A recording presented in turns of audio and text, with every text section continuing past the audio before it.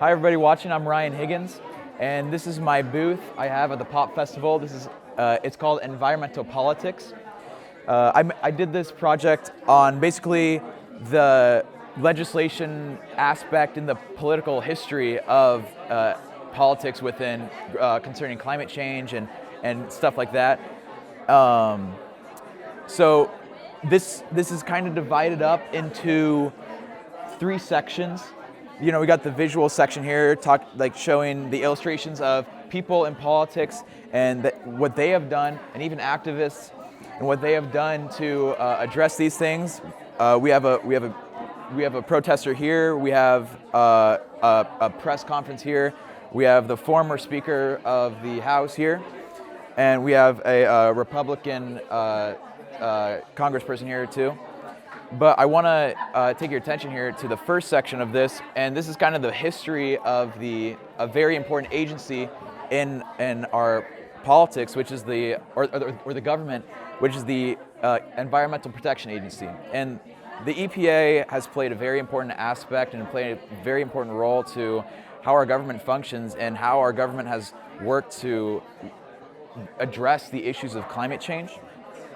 The Environmental Protection Agency, basically, they gather data concerning climate change, and they also have a role in taking a little bit of authority and adding in some rules and regulations that actually, in some court rulings, have been ruled unconstitutional, unfortunately, which we do not like to see that, but they have taken roles and taken a little bit of authority over that decision.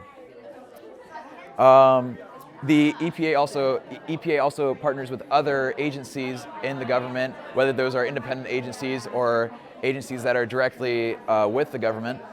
Either way, the whole goal for the EPA is to address the issues of climate change. Over here we have a very important part of what has recently happened in legislation in the past couple months, about half a year ago, which is the Inflation Reduction Act. The Inflation Reduction Act is, I like to consider it more of I don't like to think of the name for what it does, because while it does have the goal of reducing inflation, the main focus of it is to address the issues of, once again, climate change, which is why it's in this presentation, of course.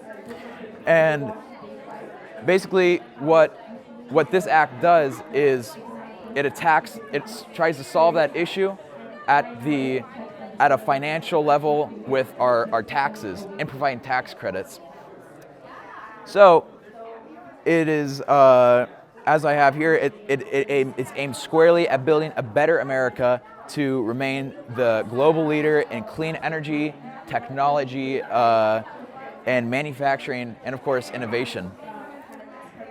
And as you can see in the bottom right here, I have the call to action of my exhibit, which is what everyday Americans can do, because to me, that is the most important thing about what us Americans can do in politics, because it's not just the American government that is responsible for this, it's every single American.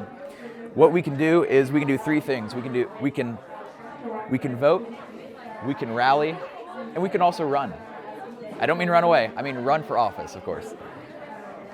Your vote completely matters, and I like to think of it as a bucket, right? One drop will not fill that bucket, but multiple drops can fill any bucket. Another thing we can do is we can rally. We can rally together each other and find people with similar interests and take off, really, and just really gather around each other and address these issues together, because as a collective spirit, these issues are way more efficient than just one person. And it kind of relates to that vote portion, because these are completely intertwined with each other. And the most important thing for me personally is to run. Any position you can run for whether that's your city council, your state level, or even for some people have the aspirations to do the federal level.